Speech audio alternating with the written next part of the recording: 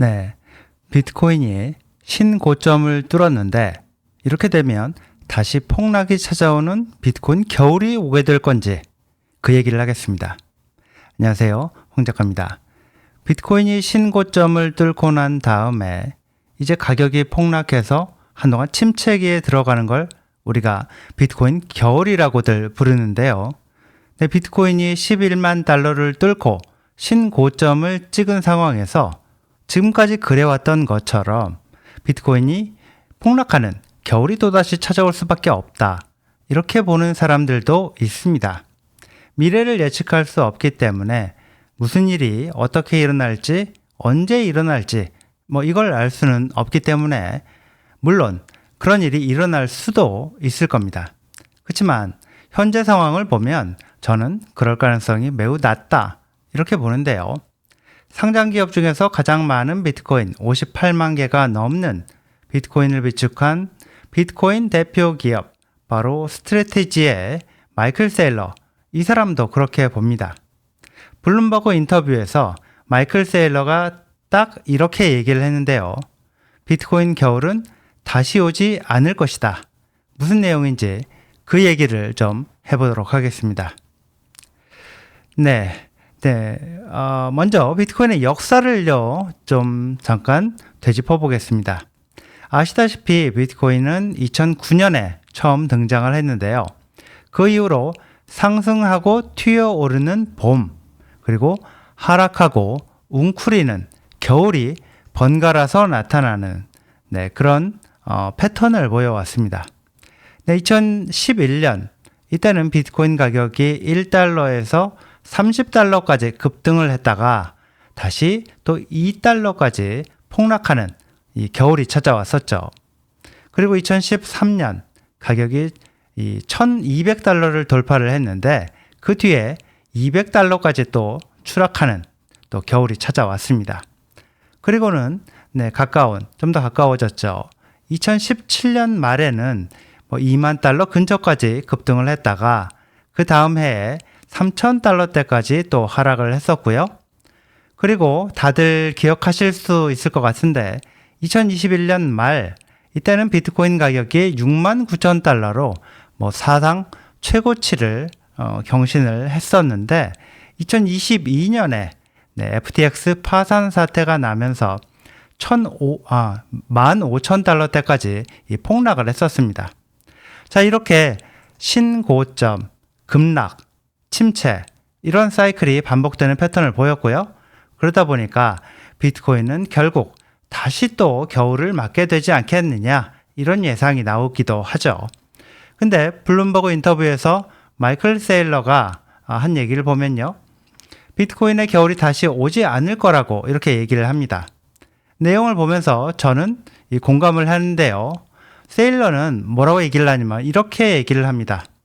비트코인은 더 이상 죽음을 걱정해야 하는 자산이 아니다. 자, 미래에는 이제 100만 달러 간다. 이 얘기를 하는데 최근 몇 번의 사이클을 보면요. 특히 2022년 15,000달러대까지 이때 떨어지면서 찾아왔던 비트코인 겨울. 자, 이게 마지막 겨울이었다고 이 세일러는 보고 있습니다. 지금은 비트코인이 그때와 달라졌기 때문에 그때와 달리 안정된 글로벌 자산으로 진입을 했기 때문에 그때 겪었던 겨울이 다시 찾아오지 않을 거라는 얘기를 하는데요. 하나씩 이 논거를 한번 보겠습니다. 첫째, 자, 과거에는 정부와 이 규제 기관이 비트코인에 적대적이었는데요. 지금은 상황이 완전히 바뀌었다는 겁니다. 미국의 대통령이 권력의 핵심 인사들이 비트코인을 지지하고 비트코인에 적대적이었던 민주당에서도 비트코인에 우호적인 의원들이 하나둘씩 늘고 있다는 거고요.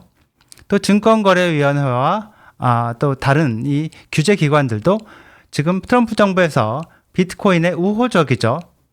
그리고 블랙록과 피델리티 같은 거대 금융기관이 비트코인 현물 ETF를 출시해서 선풍적인 인기를 끌고 있기도 하고요. 과거 비트코인이 위험한 투기로 간주가 됐었다면 자, 이제 세상이 바뀌어서 디지털 금으로 보는 쪽으로 바뀌고 있고 이미 상당 부분 바뀌었다는 얘기입니다. 자, 둘째, 비트코인은 발행량이 2100만 개로 정해져 있고요. 이미 거의 다 발행이 돼서 앞으로 새로 만들어질 물량이 이제 총 113만 개도 채 안 남았는데 지금 상황을 한번 보라는 겁니다. 비트코인을 자산으로 매입하는 기업이 늘면서 기업들이 사고 있고, 블랙록 같은 금융 공룡들이 운영하는 비트코인 ETF에 돈이 몰리면서 ETF들이 사고 있고, 비트코인을 전략 자산으로 매입하는 국가 차원의 경쟁도 본격적으로 시작되기 직전이라는 거죠. 공급은 정해져 있어서 물량이 점점 줄어들고 있는데, 자, 수요는 점점 늘어나고 있습니다. 이런 구조에서 가격이 장기적으로 크게 떨어질 가능성, 이거는 줄어들고 있다는 게 핵심이라고 할 수가 있겠습니다. 자, 지금은 비트코인이 금융 시스템에 확실하게 편입되고 있다는 부분, 이것도 상당히 강조를 합니다. 당장 마이클 세일러의 스트래테지, 이 기업을 보면요, 비트코인을 단순 보유하는 것이 아니라 금융시장의 자산으로 전환을 시키고 있습니다. 그게 무슨 말이냐면 비트코인을 담보로 우선주를 발행하고 채권을 발행해서 비트코인을 매수하고, 자, 비트코인 담보라는 말은 정말로 비트코인을 담보로 하는 건 아니고 비트코인을 자산으로 매입을 한 다음에, 자, 그걸 기반으로 해서 회사는 우선주도 발행하고 전환사채도 발행하고 이런 방식으로 다양한 금융상품들을 만들어서 팔고 그 돈으로 다시 비트코인을 매수하고, 자, 이러면서 회사 자체를 비트코인 기반의 금융 서비스 회사로 지금 만들고 있습니다. 스트래테지처럼 이렇게 비트코인을 자산으로 사들이면서 그걸 이용해서 금융상품을 만들어서 파는 기업들이 지금 늘고 있고, 그런 상품들이 지금 인기를 끌고 있는데요. 마이클 세일러는 이런 기업들은 비트코인과 더불어서, 자, 크게 성장할 것이고 이걸 따라하는 기업들이 늘어날 걸로 봅니다. 자, 이러니 비트코인 폭락 사태로 인한 겨울이 다시 오기는 힘들다. 이게 마이클 세일러가 얘기하는 겁니다. 정리를 한번 해볼까요? 네, 과거와 같은 비트코인 겨울은 이제 오지 않는다. 지금은 비트코인이 위험한 투기 수단이라는 인식이 아주 많았던 과거와는 달라졌다. 정치 권력과 기업, 금융기관이 비트코인을 이미 받아들였고 점점 더 받아들이고 있고, 그러면서 수요는 과거와 비교할 수 없을 정도로 폭발적으로 증가했는데 공급은 제한돼 있다. 이런 상황에서 과거와 같이 비트코인이 신고점을 찍었다고 해서 일정 기간 후에 폭락하고 침체기가 오래 지속되는 그런 비트코인 겨울, 이건 다시 오지 않을 것이다. 이런 내용입니다. 당장 눈앞에 가격이 어떻게 될지 단기적인 가격 변동은 누구도 예측할 수 없는데요. 장기적으로 볼 때 세일러의 설명은 상당히 설득력이 있고 타당하다. 저는 그렇게 봅니다. 여기까지입니다. 시청해 주셔서 감사합니다.